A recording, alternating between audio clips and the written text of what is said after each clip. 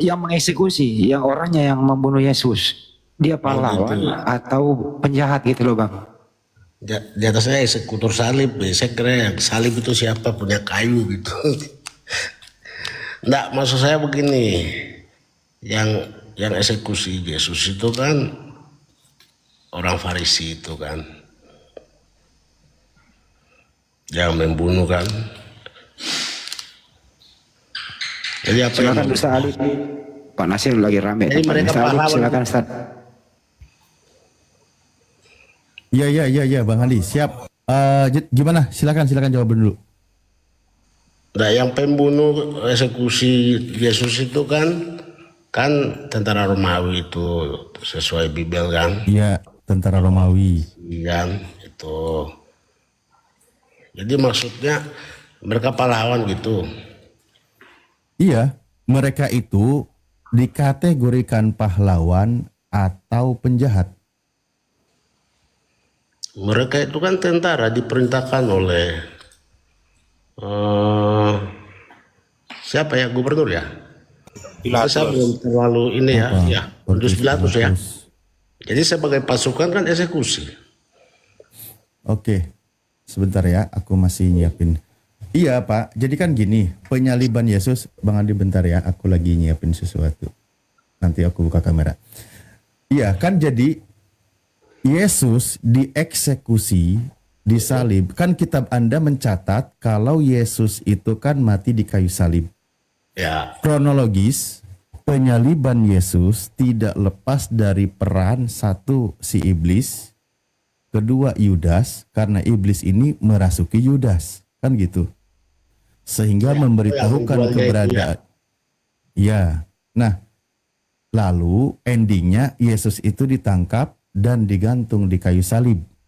Setelah Yesus digantung di kayu salib, masuk dalam konsep imannya Kristen, kalau Yesus itu menjadi penebus dosa. Kan gitu. Nah, penebusan dosa yang diimani oleh orang-orang Kristen tidak lepas dari bagaimana iblis merasuki Yudas sehingga Yesus ditangkap. Kan gitu. Dan juga tentara Romawi. Imam-imam kepala juga menghasut Yesus agar Yesus itu ditangkap, kan gitu. Nah, para pelaku eksekutor itu kan yang paling berjasa di dalam imannya Kristen. Ya. Kira-kira pelakunya siapa menurut Abang? Ya, semua yang berperan saling berkaitan. Dari Yudas yang menerima suap agar diberitahukan keberadaan Yesus. Bermula juga dari Yudas itu dirasuki oleh iblis, kan gitu. Lalu Yesus diketahui keberadaannya sehingga dia ditangkap. Setelah dia ditangkap, dia disidang. Ketika dia disidang, dicari-cari kesalahannya walaupun tidak ada yang salah. Setelah diputuskan bersalah, dieksekusi oleh pasukan tentara Romawi, digantung di kayu salib, matilah dia. Setelah dia mati, diimani oleh Kristen. Oleh karena itu Yesus telah mati dan bangkit kembali supaya ia menjadi Tuhan bagi orang hidup maupun orang mati, dijadikan sebagai Tuhan dalam iman Kristen, terus juga dijadikan sebagai penebusan dosa. Kan itu Pak?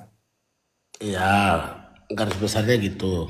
Iya, artinya kejahatan bangsa Yahudi, kejahatan Yudas, eksekusi tentara Romawi itu sebuah tindakan membawa keberkahan bagi imannya Kristen.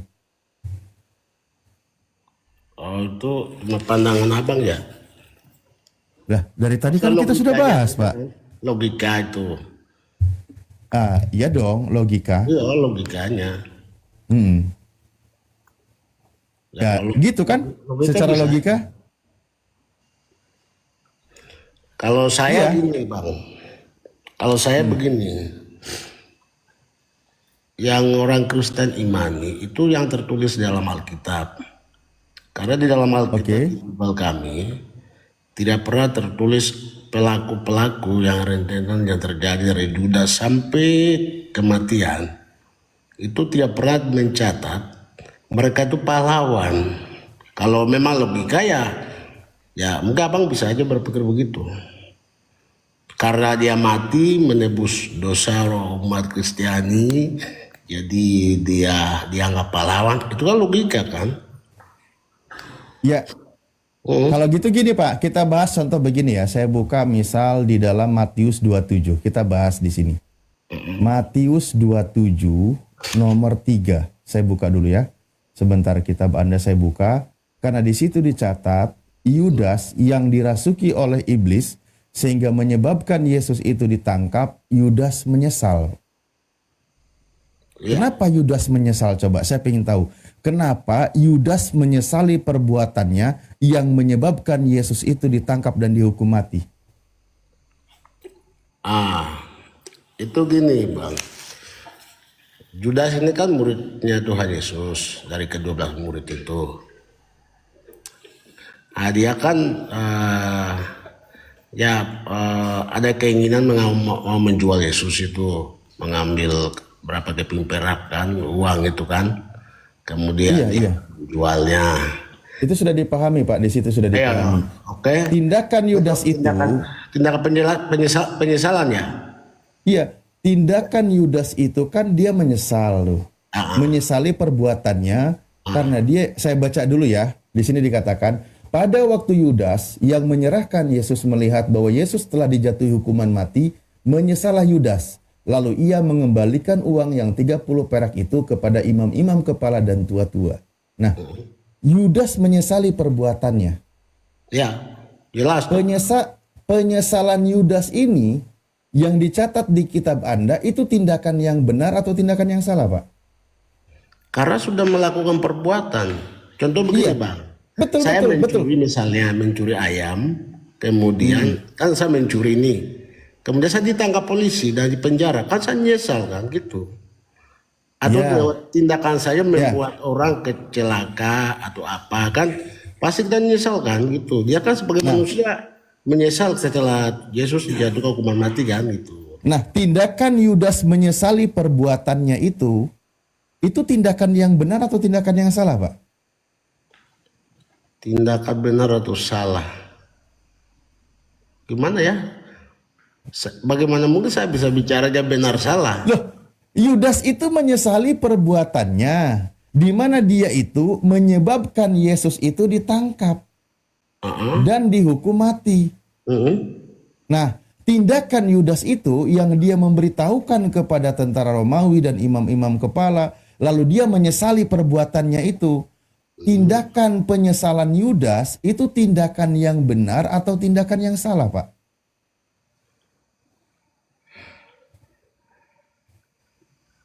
Abang, saya belum paham pertanyaan. Maksudnya saya bisa apa gimana ya? Oke, gini Pak, saya baca sekali lagi. Ulang ya. Saya baca. Kan kitab Anda mencatat pada waktu Yudas yang menyerahkan Yesus melihat bahwa Yesus telah dijatuhi hukuman mati. Ya. Menyesallah Yudas. Ya. Yudas menyesali perbuatannya. Nah, penyesalan Yudas ini itu sebuah tindakan, sebuah sikap yang benar atau sikap yang salah, Pak? Kalau penyesalan setelah dia berbuat itu kalau dianggap tindakan yang salah. Karena kan dia menyesal. Karena salah dia menyesal kan? Iya, berarti benar kalau gitu. Maksudnya gini, Pak. Berarti dia benar. Maksudnya gini loh, Pak. Tindakannya salah, dia menyesal. Penyesalan itu sebuah kesadaran. Artinya dia bertobat. Menyesali, menyadari tindakannya itu salah. Iya. Nah, kalau Yudas menyadari tindakannya salah, artinya penangkapan dan pembunuhan terhadap Yesus itu dari sebuah kesalahan, Pak. Kan gitu? Ya. Nah, oke, Anda sudah paham kan di sini? Nah, kalau itu sebuah kesalahan, berarti itu bukan sebuah kebenaran. Penyaliban Yesus itu bukan sebuah kebenaran. Bukan hukum yang benar, tapi sebuah kesalahan yang melanggar hukum Tuhan gitu loh.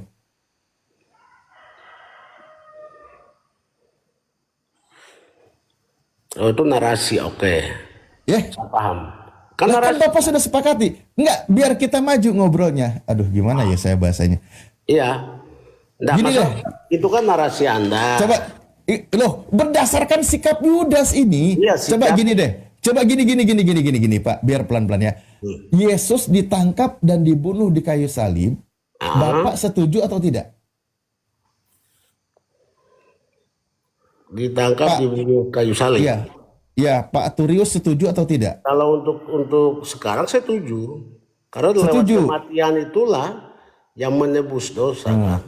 Kalau Anda setuju, berarti Anda belum sadar, Pak. Yudas aja udah sadar pada waktu itu.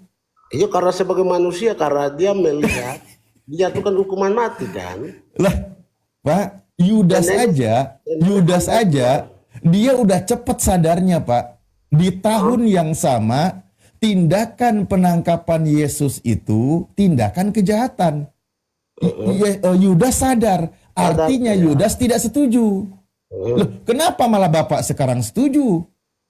Ya, karena Maaf katanya begini, kenapa Bapak lebih jahat dari Yudas? enggak begini. Ini kan kejadian sudah ribuan tahun yang lalu. Yes, iya betul. Semua itu kan sudah tercatat di dalam kitab sebelumnya. Iya. Ini kan Sebelumnya. kitab-kitab Taurat kan. Benar semua tertulis kan, yang akan terjadi gini-gini itu kan sudah tertulis. Harus dibuktikan, Pak. Harus dibuktikan kalau mau dikatakan ada tertulis. Saya kira abang kan tahu semua. Justru itu saya tidak menemukan. Tapi boleh nggak kembali ke Yudas saja? Ada nubuatan nabi-nabi sebelumnya. Nubuatan itu banyak. Saya akui. Banyak. Akan lahir seorang laki-laki, akan dinamai Mesias apa, jangan ada banyak. Kalau nubuatan Masakan itu, tidak ada yang ini. namanya nubuatan itu banyak. Oke, tapi kembali lagi Pak, saya tidak mau membahas tentang nubuatan itu. Ya, terlalu panjang, Bang. Itu dia makanya aku bilang. Nah, jadi Pak, kalau Pak Turius setuju Yesus mati di kayu salib, maaf kata, kenapa Bapak lebih jahat daripada Yudas? Karena memang Yudas aja udah nyesel. Kematian itu yang menebus itu. Loh, kalau itu kebaikan mestinya Yudas tidak boleh menyesal, Pak. Ya karena pribadi dia.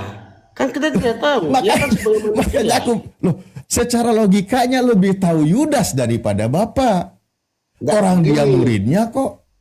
Gini, Bang, paham begini. Kan Yudas ini kan manusia, sama dengan Iya. seperti ini. Mungkin saya menjual teman, dikira mungkin ini ternyata kan dijatuhkan hukuman. Kan setelah itu kan saya menyesal kan, aduh, saya kira cuma main-main, ternyata benar-benar dia di penjara gitu kan. Kan sebagai manusia menyesal kan. Sudah saat itu kan Menyesal. manusia. Masa manusia tidak menyadari perbuatan? Berarti Bapak sadar perbuatan Pak Turius itu tindakan yang tidak baik. Karena iya begini, Bang. Iya kan? Karena Judas saja, maksudnya saya kan tidak mau lari dari ini. Iya. Judas itu kan dia jual Tuhan Yesus itu kan. Yesus sebenarnya kan sudah tahu sebelum Judas menjual Yesus. Yesus sudah pernah sampaikan sebelumnya kan. Di antara kalian murid-murid akan menjualnya itu kan sudah tahu. Iya, akan ada yang berkhianat. Cuma yang ada yang mengkhianatinya. Yudas mengkhianati Itu ada. Yesus, Itu sebelum memberitahukan keberadaan Yesus. Sehingga Yesus ditangkap. Nah, makanya saya bilang, kalau begitu Anda setuju nggak kalau Yesus itu ditangkap dan dibunuh di kayu salib? Ya karena kematiannya sekarang kita memperoleh manfaat. Lah iya, berarti Anda sangat menyetujui kan? Iya, Anda setuju kan? iya dengan kematiannya kita Oke. memperoleh kebebasan. Baik. Nah, tadi yang merencanakan, yang menghasut Yudas agar Yesus ditangkap dan dibunuh itu siapa? Pasti si jahat. Iblis. Ya, oke. Nah, Iblis merasuki Yudas agar Yesus ditangkap kan gitu. Ya, Loh, kenapa Bapak malah setuju dengan rencana iblis, Pak? gimana rencana iblis? Lah tadi iblis agar Yesus ditangkap dan dibunuh. Kan iblis itu kan urusan dengan Judas. Lah iya. Lah gimana? Coba. Kan yang merasukinya kan Judas, bukan kita. Kita kan Iya, Pak. kan Yesus kontrol ditangkap manfaat dan dulu. dibunuh itu, Pak. Yesus ditangkap dan dibunuh itu tidak lepas dari peran si iblis. Peran Judas. Iya, Yudas yang dirasuki oleh iblis. Kan gitu. Ya. Dan Pak Turius setuju kalau Yesus mati digantung di kayu salib. Betul kan? Iya. Artinya Pak Turius sekehendak, sepemikiran, sekeinginan dengan iblis tadi. Iya, kalau betul saya paham. Anda maksud kan saya paham. Karena sudah Yesus disalib, saya setuju kan. Tapi kan Nah, iya. sekarang ini kan kita memperoleh manfaat atas kematiannya kan. Itu kan kejadian itu konsep waktu iman Anda, itu konsep iman Anda. Karena gini Bang. Faktanya, iya itu kan konsep iman Anda tadi yang dikatakan sebagai sebuah berkat kan gitu untuk Kristen karena menjadi penebusan dosa. Tapi ternyata iman Anda itu selaras dengan rencana si iblis. Maksudnya gimana ya? Lah, tadi iblis itu berusaha agar Yesus itu ditangkap dan dibunuh. Orang Kristen menerima berkat dari pembunuhan terhadap Yesus. Ya, Nah, sejalan nggak itu?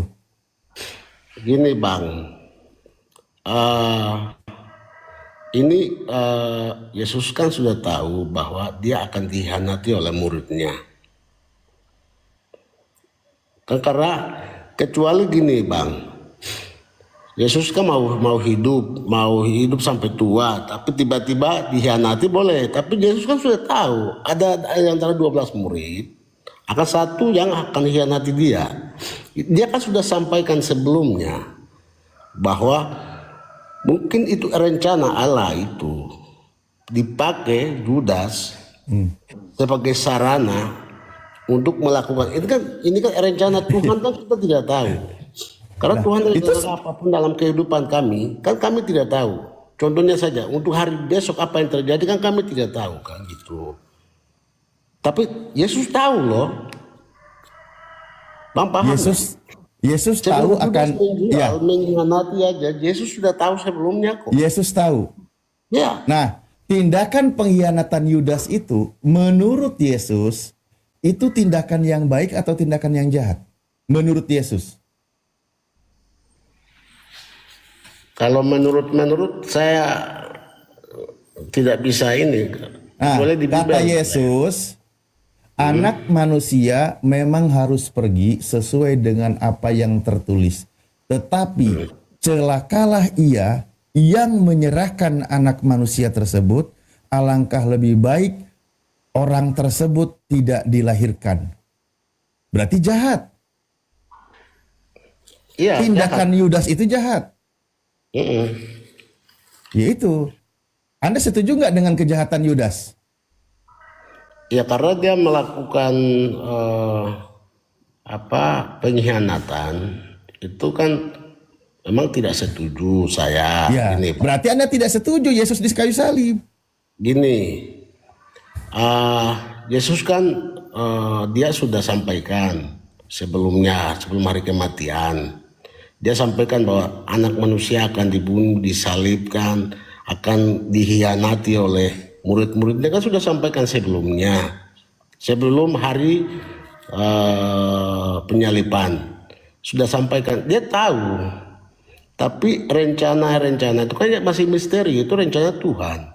Tapi iblis merasuki Yudas, kemudian tiba-tiba mengkhianati, kemudian menjual Yesus, membuat penyaliban, pembunuhan kan gitu. Jadi sesuai Alkitab kan Yudas itu kan dirasuki iblis. Gitu. Mungkin rencana Allah kan berbeda. Kita ini kan masih misteri, kita tidak tahu waktu itu. Lah itu sama, Pak. Kenapa? Pak udah Pak. Jadi kesimpulannya gini ya, biar kita tidak terlalu lama di sini. Artinya gini, bahwa sebenarnya iman Pak Turius, mohon maaf nih, karena Anda menyetujui Yesus itu mati di kayu salib, bahkan menjadi penebusan dosa, itu tidak lepas dari peran jasa si iblis dan Yudas. Kan gitu. Itu tidak lepas itu. Tidak lepas dari jasa si Yudas dan juga iblis.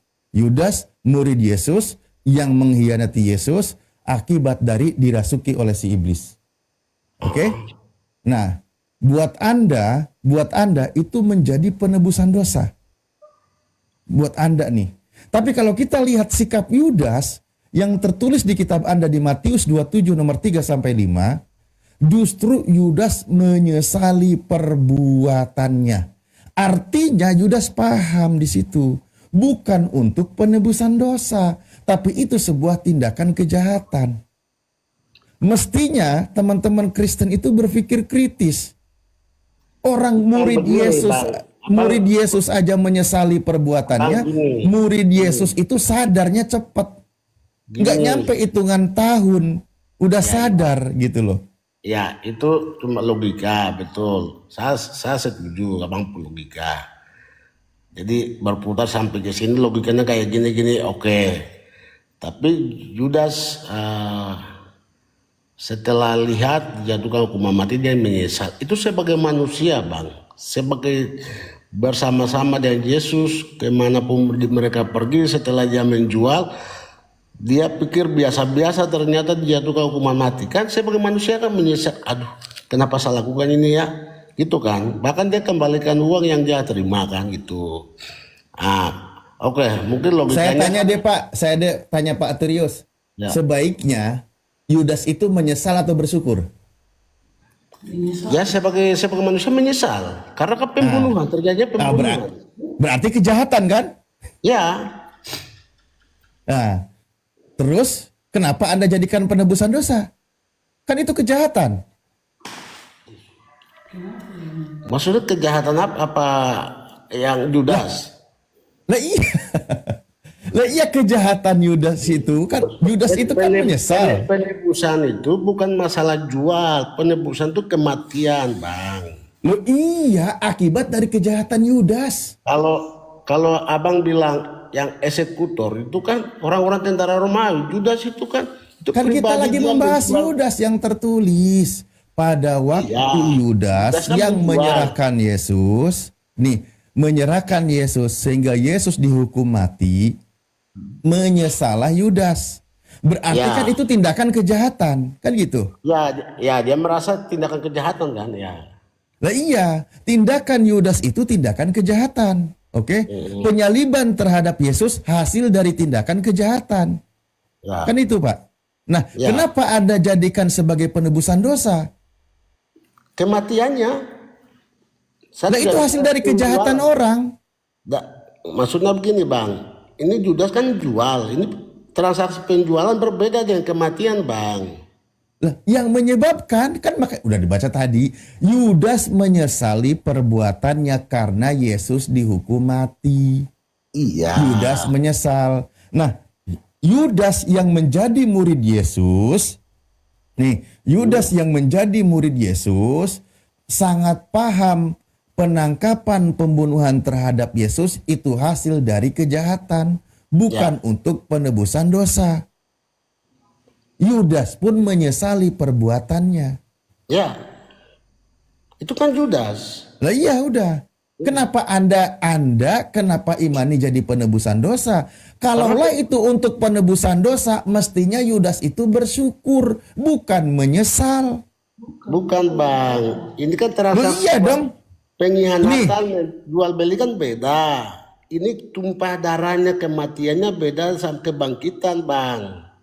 Jadi Yudas menyesal karena dia menjual kemudian dihukum mati, makanya nyesal kan sebagai manusia. Tapi kita ini kan kena manfaat, dapat manfaat karena dengan kematian. Kalau transaksi penjualan kan urusan Yudas. Lah iya Pak, Kenapa Bang mau dibatkan saya kan tidak ikut makan uang, Bang. Anda memanfaatkan hasil kejahatan orang lain. Yang berbuat jahatnya aja udah sadar. Padahal yang berbuat jahat itu muridnya. Nih, muridnya Yesus itu udah sadar kalau itu tindakan kejahatan. Bukan Benar. untuk penebusan dosa, bukan. Itu Ini, tindakan kejahatan. Betul. Dia Yudas sadar. aja udah sadar pelaku kejahatannya. Kenapa Bapak yang 2000 tahun kemudian nggak mau sadar? Malah Anda bersyukur atas kematian Yesus. Maaf katanya, kenapa Bapak lebih jahat dari Yudas? Kok lebih jahat dari Judas?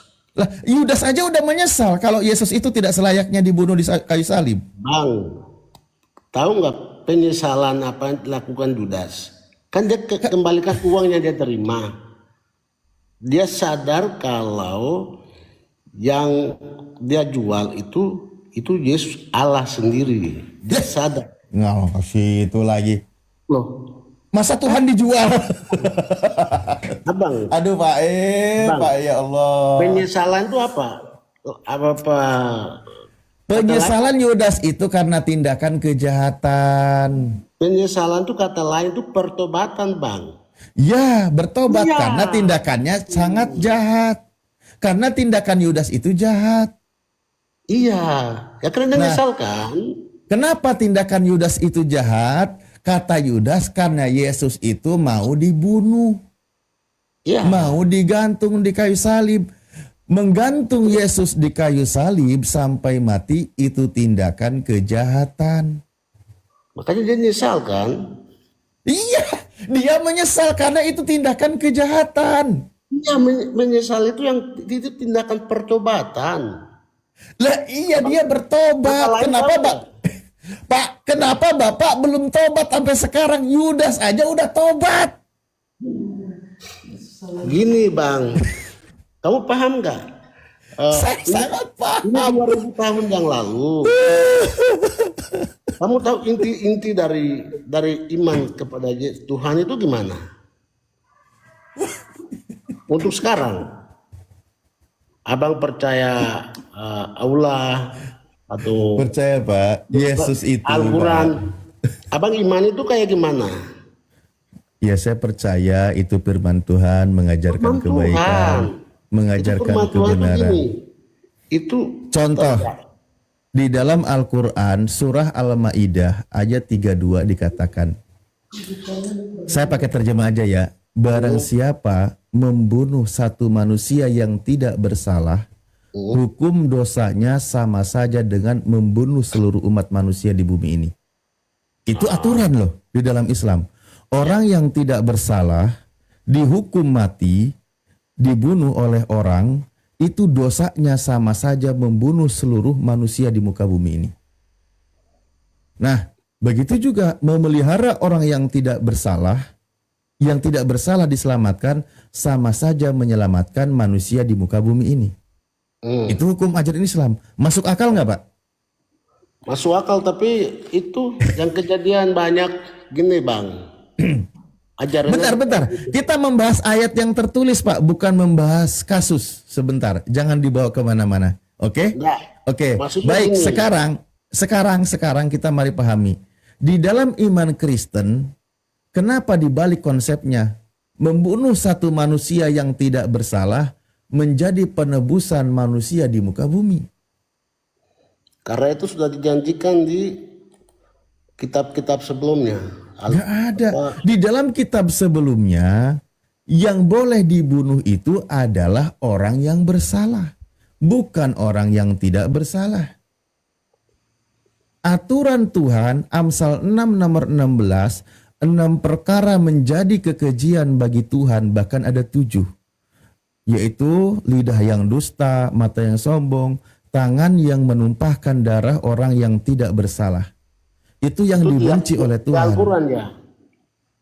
Di dalam kitab perjanjian lama. Kalau di Al-Quran tadi saya katakan melindungi nyawa. Iya betul. Saya paham gini bang. Al-Quran kan baru.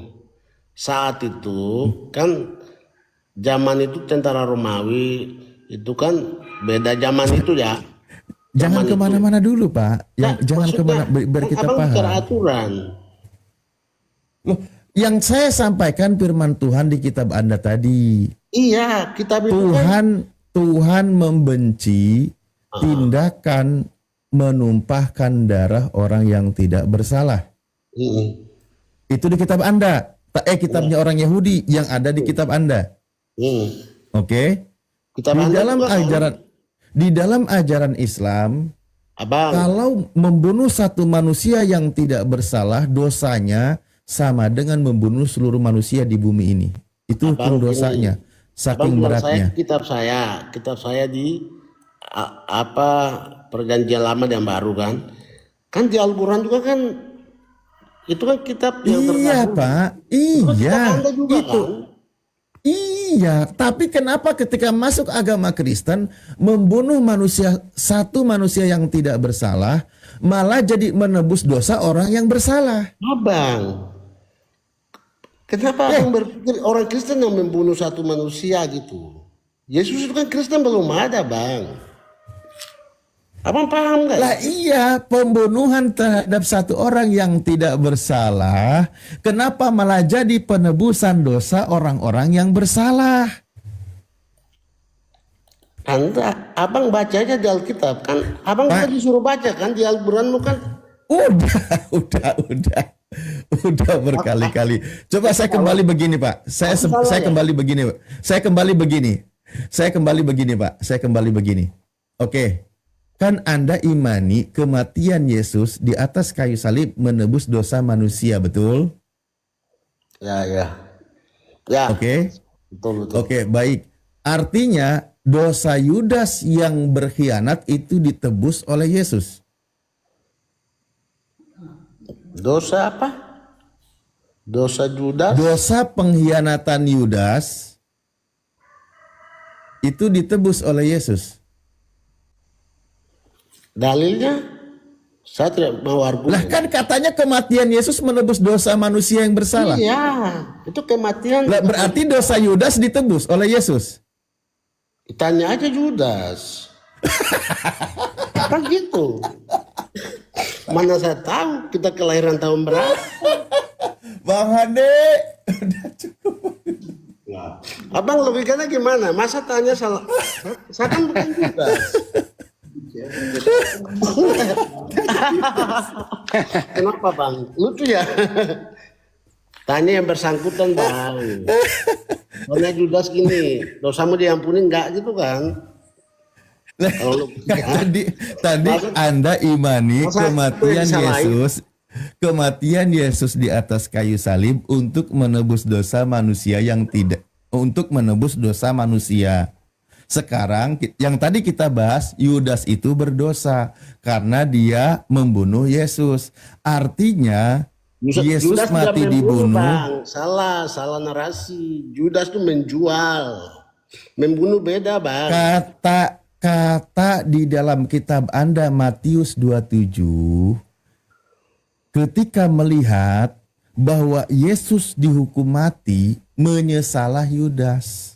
Yo, kenapa kamu Hasil bilang dari Judas karya. yang membunuh? Ya tahu Pak, yang membunuhnya siapa, kan dari tadi kita bahas kronologisnya Pak. Udah kita bahas kronologisnya, salah satu penyebabnya adalah Yudas. Iya, Udah, itu Bang kalau Hadir. bagus awal. Aduh Bang, oke lah. Abang pusing ini, nggak usah ya. Ini Bang, aku bisa tanya nggak ya? Satu kali sebelum nanya, Pak Torius, ini terakhir dari saya. Saya Ada pengamat. siapa ya?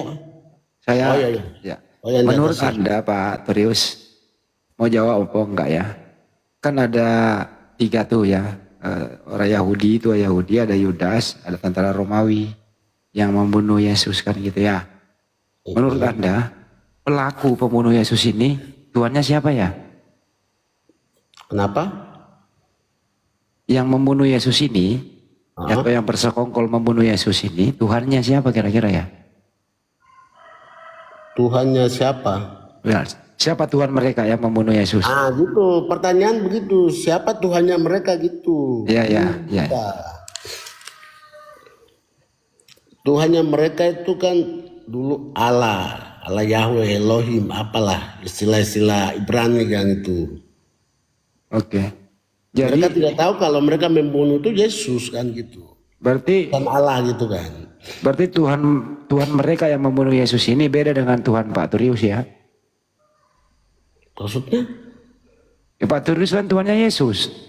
Mereka yang membunuh Yesus bukan Tuhannya Yesus. Kan mereka tidak tahu apa yang mereka lakukan. Oh, berarti mereka ini salah Tuhan. Saat itu Dia nggak kenal kalau Yesus itu Tuhan. iya, karena kan dia kan lahir sebagai manusia, dibunuh. Setelah kebangkitan Yesus di hari ketiga, lalu orang sadar kalau itu mereka bunuh adalah Yesus sesuai dengan perjanjian nubuatan. Oh, jadi mereka nggak tahu kalau yang dia bunuh itu adalah Tuhan gitu ya. Karena mereka merasa bahwa pengajaran Yesus itu mereka anggap menyesatkan, kemudian anggap berlawanan dengan kitab-kitab Taurat yang mereka percayai berabad-abad itu. Kan alasan hukuman mati kan itu. Jangan dulu pergi Ustaz Khalid. Jadi menurut Anda mereka ini orang jahat atau tidak sih Pak? Ya pembunuhan kan jahat memang dong, masa nggak jahat? Tapi kenapa Anda memanfaatkan sebagai landasan iman Pak? Karena kematian dan kebangkitan. Artinya Kita kan menerima manfaat. atas jasa orang jahat membunuh Yesus, Anda jadikan momentum untuk menebus dosa Anda gitu ya. Ya. Oke, jujur, silakan Ustaz. Jujur dia. Mantap. Ya jujur aja. Abang bisa tanya nggak ya?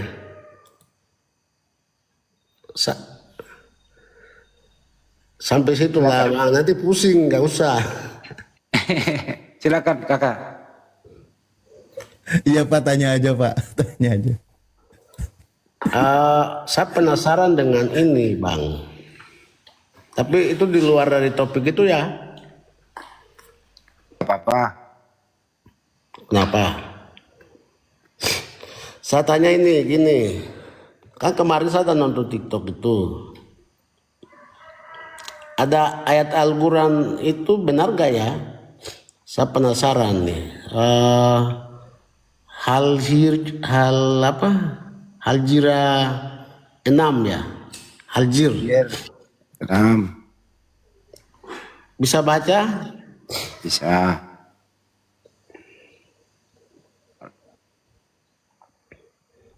Tapi jangan bahasa Arab ya, kita nggak tahu bahasa Arab nih. Al-Qurannya itu terjemahannya maksudnya.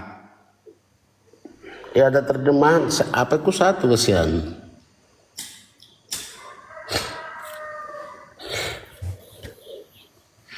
Pertanyaannya dituntasin dulu Pak. Itu maksudnya ayat itu memang benar atau enggak itu? Abang tolong baca. Kalau ayat Al-Quran bener. Benar. Nah, ayat itu artinya apa ya? Oh Bapak mau nanya artinya. Dia menganggap itu kan Iya. pernyataan orang gila. Ya. Baik, bismillahirrahmanirrahim. Wa qalu ya ayyuhalladzi nuzzila alaihi dzikru innaka lamajnun. Mereka berkata, hai orang yang diturunkan Al-Quran kepadamu atau kepadanya, kepada Rasulullah, sesungguhnya sebenar-benar orang yang gila. Sesungguhnya kamu itu adalah orang yang gila. Mereka berkata kepada Rasulullah, menuduh kalau Rasulullah itu gila. Mereka siapa? Orang-orang kafir, Pak. Orang kafir.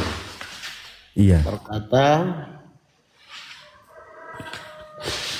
Iya, orang-orang kafir yang menolak kebenaran ayat Al-Quran ketika Al-Quran membuktikan kebenaran-kebenaran tentang wahyu, ketika Al-Quran menyampaikan sebuah informasi, mereka sudah berputus asa, maka menuduhlah Rasulullah itu sebagai orang gila. Itu tuduhan dari orang kafir. kafir, oke. Bukankah Al-Quran itu wahyu Allah? Betul. Kenapa ada kata-kata orang kafir ada dalam Al-Quran? Loh, Kalau nggak dikasih tahu oleh Al-Quran, nggak tahu ada orang kafir, Pak. Gimana sih? Nah, di Al-Quran itu kan wahyu Allah yang Iya, melalui Jibril sampaikan ke Muhammad. iya. Kenapa ada kata orang kafir ada di dalam Al-Quran? Ini kan bukan hadis. Mengisahkan, diabadikan Siapa di mengisahkan dalam ini? Al-Quran. Al-Quran wahyu firman Tuhan. Jadi orang-orang itu menuduh Nabi kami itu gila. Orang-orang kafir. Kalau saya, Pak, ya Nabi kami dituduh kafir, dituduh gila. Maaf, dituduh gila oleh orang kafir. Ya kami berusaha memaklumi, namanya juga orang yang membantah. Ya, Orang ya, yang tidak mau menerima kebenaran Al-Quran. ya. Misal Jadi contoh, mereka berkata gitu. ketika Al-Quran menyampaikan kebenaran wahyu, wabirul walidaini ihsana, agar berbuat baik kepada orang tua. Al-Quran menyampaikan tentang perintah berzakat, bersedekah, melakukan kebaikan, silaturahim dan sebagainya. Ditolak oleh mereka, orang kafir itu menuduh Rasulullah gila. Ah. Jadi kan orang gak waras tuh. Orang sedang mengajarkan kebaikan, orang yang sedang mengajarkan memperbaiki akhlak manusia, tapi karena orang itu gemarnya berdosa dan maksiat menyekutukan Tuhan, maka orang itu menyerang pribadi Rasul itu. Gitu loh. Ya, dianggap gila kan itu. Ya, Sini kan itu kata dari awalnya orang gini, kafir. mereka berkata. Mm-mm. Nah, ini kan ada yang dengar nih. Siapa menulis ini? Kan di depan kata ini kan mereka berkata, wahai orang yang kepadanya tadi kan. Bapak baca di nomor 2-nya, di ayat 2-nya boleh, Pak?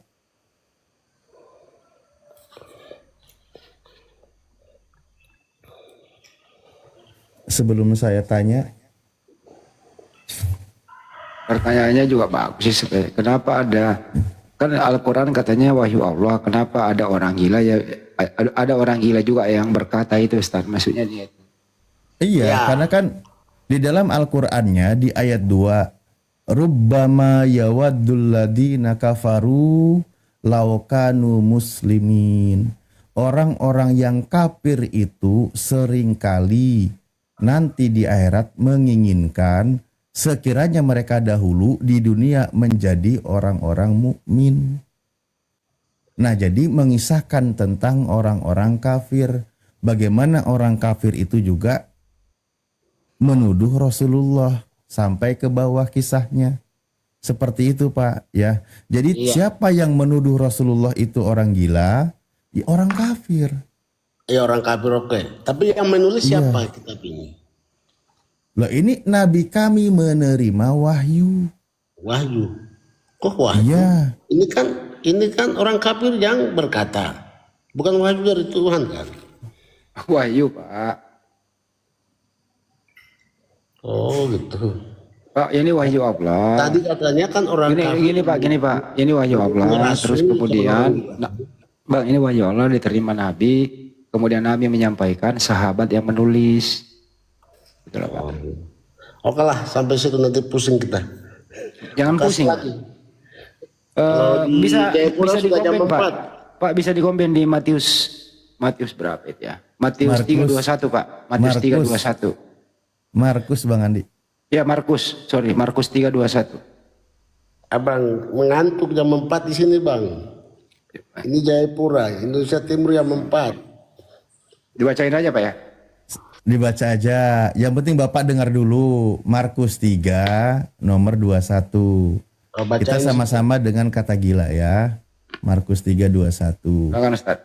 Waktu kaum keluarga Yesus mendengar hal itu, mereka datang hendak mengambil Yesus, sebab kata mereka Yesus tidak waras lagi. Aduh, Ayat itu saya tahu. ini siapa yang nuduh Yesus tidak waras ini? Alias gila. Saya tahu ayat itu. Ah, Abang baca ayat sebelum dan sesudahnya. Sudah. Itu dia dicari oleh orang tuanya karena dia tidak Keluarganya. dia kan usia masih muda itu. Gitu.